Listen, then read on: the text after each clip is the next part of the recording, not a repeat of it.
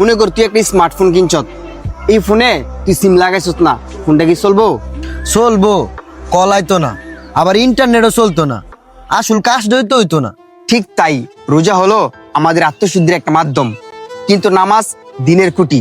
নামাজ ছাড়া রোজা রাখা মানে একটা দেয়াল তৈরি করা, যার কোনো ভিত্তি নাই।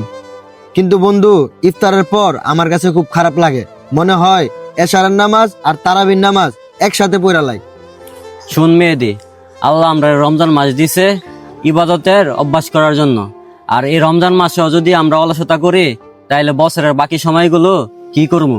আমাদের প্রিয় নবী হযরত মুহাম্মদ সাল্লাল্লাহু আলাইহি সাল্লাম বলছেন, কিয়ামতের দিন সর্বপ্রথম নামাজের হিসাব নেওয়া হবে। তুই ঠিকই কইছস, আমরা শুধু না খায় থাকাকে রোজা মনে করছি, কিন্তু আমরা তো আসল ইবাদত করছি না।